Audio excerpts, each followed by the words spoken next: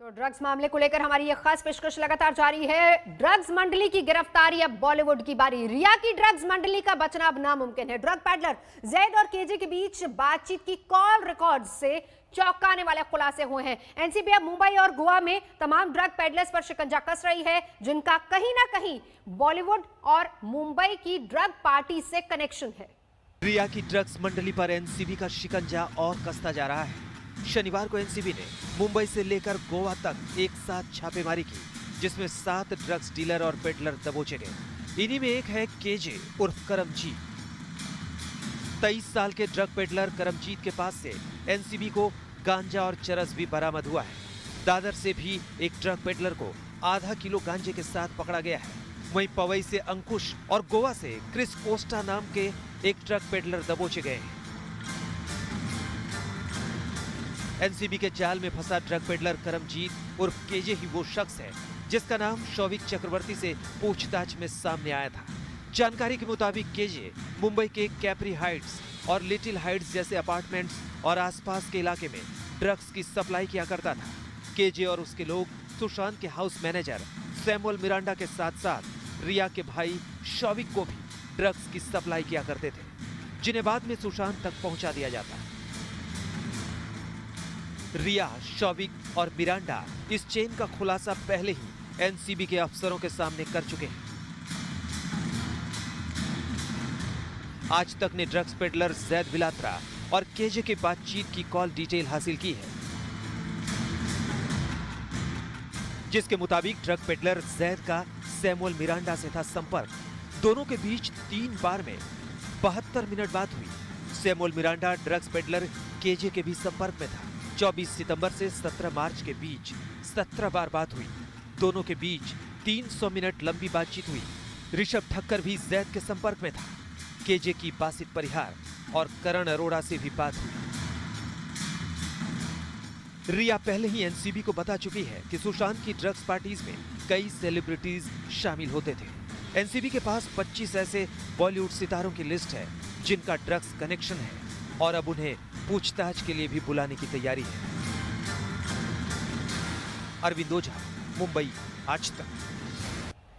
तो रिया और शौविक की ड्रग मंडली से जुड़ा हुआ एक और बड़ा खुलासा भी हुआ है। एनसीबी की जांच में यह भी पता चला है कि सुशांत के घर से ड्रग्स की खेप रिया के घर भी भेजी गई थी। कुरियर के जरिए लॉकडाउन में ड्रग्स की डिलीवरी हो रही थी और एक एक करके सामने आ रहे खुलासे रिया और शौविक पर शिकंजा और ज्यादा कस रहे हैं।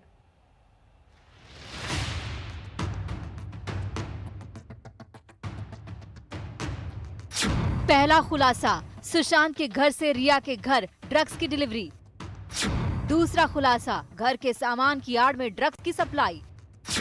तीसरा खुलासा, कुरियर के जरिए ड्रग्स इधर से उधर। रिया शौविक के ड्रग्स कनेक्शन में एनसीबी को एक और गवाह मिला है, एक और सबूत मिला है। जांच करते हुए एनसीबी उस कुरियर कंपनी तक पहुंच गई जिसके जरिए लॉकडाउन में चोरी छिपे ड्रग्स की सप्लाई की गई।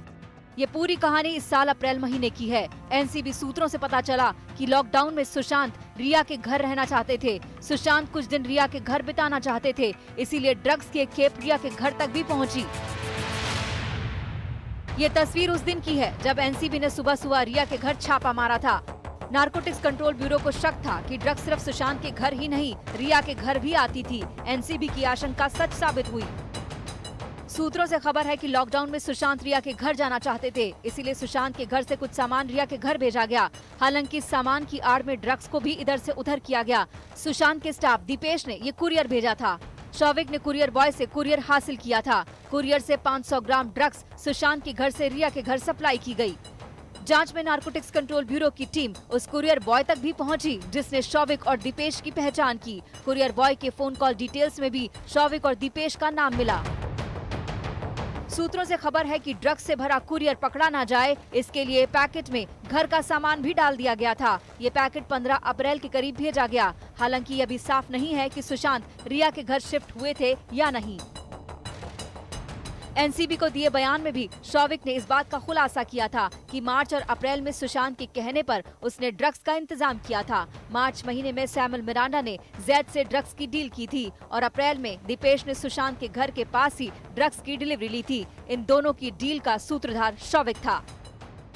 हाँ, वो विटनेस, हाँ वो तो नॉर्मल जो रहता है वो तो हम लोग करती है। कि विटनेस को इन्फ्लुएंस हो सकता है, एविडेंस टेम्पर हो सकता है, ये तो चीज़ होती है, but that were not that serious. Main thing is 27A and 29। फिलहाल ड्रग्स कनेक्शन में फंसी रिया चक्रवर्ती भाईखला जेल में है। अभी रिया को कम से कम 2 रातें और सलाखों में गुजारनी होगी। इसके बाद हाई कोर्ट में जमानत की अर्जी लगाई जाएगी। हालांकि NDPS की धारा 27A के चलते रिया को जमानत मिलना अभी आसान नहीं होगा। मुंबई से अरविंद ओझा के साथ आज तक ब्यूरो।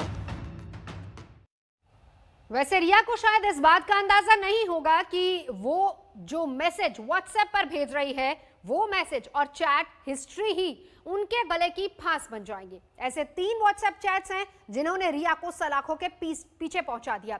आज इन 3 व्हाट्सएप चैट्स के बारे में भी आपको पता होना चाहिए। वो 3 व्हाट्सएप चैट जिनसे रिया शिकंजे में आई। सुशांत की मौत का रहस्य सुलझाते सुलझाते रिया चक्रवर्ती का ड्रग्स कनेक्शन बेनकाब हो गया है। रिया ने ये सोचा नहीं होगा कि उसके व्हाट्सएप चैट उसे ले डूबेंगे। रिया के जो ड्रग्स चैट्स बाहर निकले हैं उनमें बाकायदा एक व्हाट्सएप ग्रुप उजागर हुआ जिसका नाम NIFW है। बताया जा रहा है कि इस ग्रुप में सिर्फ ड्रग्स की बात होती थी। इस ग्रुप में रिया के अलावा आयुष आनंदी, सिद्धार्थ पिठानी, सैमुअल मिरांडा समेत कई नाम हैं। हम आपको एक एक करके वो 3 चैट दिखाते हैं जो रिया के गले की फांस बन गए। चैट नंबर 1 है 30 जुलाई 2019 की। इसमें रिया लिखती हैं, दूडी की जरूरत है। रोल तैयार कर रहा हूँ। मिरांडा यहाँ है। मैं निकल चुकी हूँ, कुछ देर में आऊंगी। किसी को ऊपर भेजो। लिफ्ट डोर को लॉक करो और सुशांत के लिए टैंगो भेजो। चैट नंबर 2 है 25 नवंबर 2019 की। इसमें रिया की बातचीत जया शाह और सुशांत की पूर्व मैनेजर श्रुति मोदी से हो रही है। कॉफी, चाय या पानी में सिर्फ 4 बूंदे डालो और उसे पीने दो। किक लगने के लिए 30 से 40 मिनट देना होगा।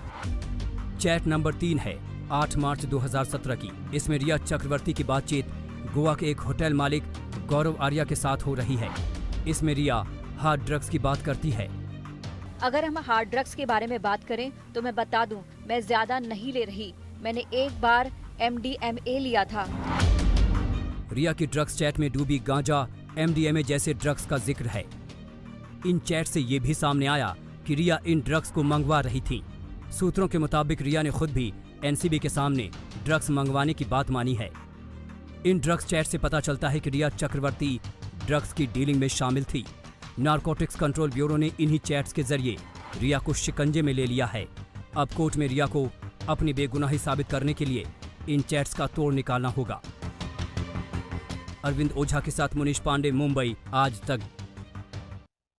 तो वैसे जो खबरें जांच सामने आ रही है उससे एक बात तो साफ है कि रिया की एक पूरी ड्रग्स मंडली थी जो कि उसी के कहने पर ड्रग्स खरीदा करती थी। वो बताती थी कि उसे क्या चाहिए, कितना चाहिए, और यहाँ तक कि उसका भाई भी रिया के कहने पर ही ड्रग्स का जुगाड़ किया करता था। तो रिया ने जो बयान दिया है उसके मुताबिक वो सुशांत के लिए ड्रग्स का इंतजाम कर रही थी। रिया ड्रग्स मंडली से जैसे जैसे पर्दा उठता जा रहा है, रिया की मुश्किलें और बढ़ती जा रही है। नारकोटिक्स कंट्रोल ब्यूरो के टारगेट पर रिया चक्रवर्ती का पूरा ड्रग्स गैंग ही नहीं है, बल्कि वो बड़े नाम भी हैं जो रिया और शौविक के बयान में सामने आए। अब रिया उसके लिए भी NCB की सीढ़ी बनेगी। रिया की ड्रग्स मंडली में अब तक जो खुलासे हुए हैं उसमें भाई शौविक के साथ साथ कई नाम सामने आए हैं। मसलन रिया चक्रवर्ती, शौविक चक्रवर्ती, सैमुअल मिरांडा, जैद विलात्रा, बासित परिहार, कैजान इब्राहिम, अब्बास लखानी, करण अरोड़ा, जया शाह, श्रुति मोदी, गौरव आर्या। रिया ड्रग्स गैंग पर नारकोटिक्स कंट्रोल ब्यूरो ने जैसे ही हाथ डाला, एक के बाद एक नाम सामने आने लगे। अब गिरफ्तारी की इस पूरी चेन को समझिए, कैसे NCB की टीम ने ड्रग्स गैंग पर हाथ डालना शुरू किया।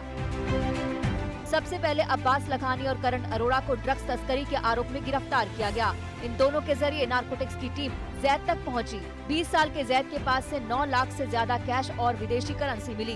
पूछताछ में जैद ने शौविक के ड्रग्स कनेक्शन का भी खुलासा किया।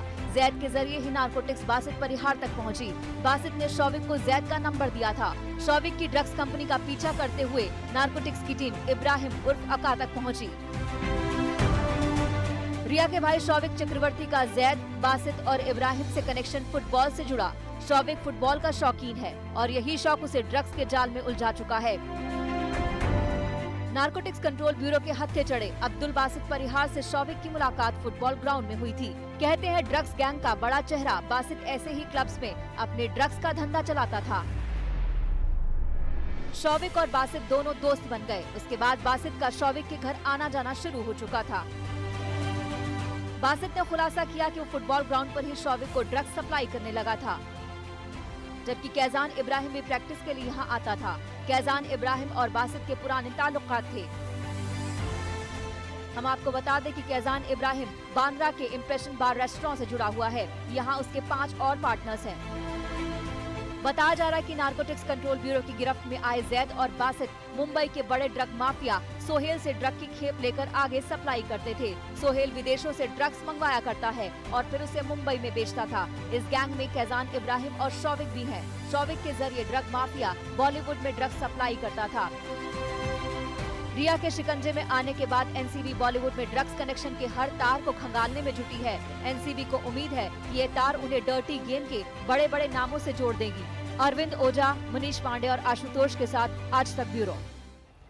वैसे रिया की जेल की नींव तो उसी दिन पड़ गई थी जब उसके खिलाफ परिवार ने केस किया था। फिर तो रिया पर शिकंजा लगातार कसता चला गया। सीबीआई ईडी के बाद एनसीबी की भी एंट्री हुई और रिया सलाखों के पीछे पहुंच गई। वैसे कमाल तो ईडी ने किया। पैसे के लेन देन से ईडी रिया के चैट तक पहुंची, जिससे ड्रग्स कनेक्शन सामने आया।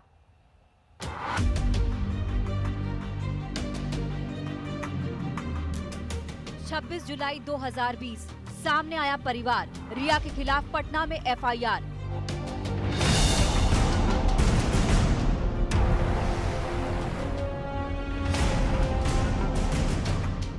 रिया की जेल की बुनियाद उसी दिन तय हो गई थी जिस दिन सुशांत के परिवार ने रिया के खिलाफ एफआईआर की। इसमें बाकायदा रिया का नाम था। रिया पर प्यार में सुशांत को फंसाकर उसके पैसे निकालने और आत्महत्या के लिए उकसाने का आरोप लगा था।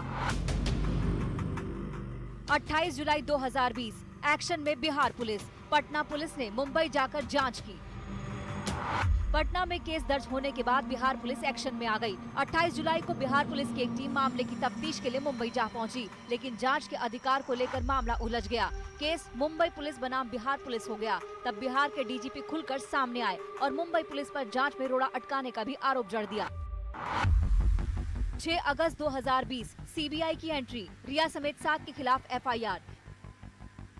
सीबीआई की एंट्री के बाद रिया पर शिकंजा कसा। सीबीआई ने जिन 7 लोगों को आरोपी बनाया उनमें रिया का नाम भी शामिल है। 26 अगस्त 2020 जांच में एनसीबी की एंट्री। ड्रग्स कनेक्शन की जांच शुरू की। नारकोटिक्स ब्यूरो ने सबसे आखिर में एंट्री मारी, लेकिन एक्शन में सबसे आगे रही। ईडी से मिली ड्रग्स वाली चैट को एनसीबी ने खंगाला और उसकी हर कड़ी को जोड़ना शुरू किया। 8 सितंबर 2009 रिया की ड्रग्स मामले में गिरफ्तारी सीबीआई के लिए बनेगा केस का आधार।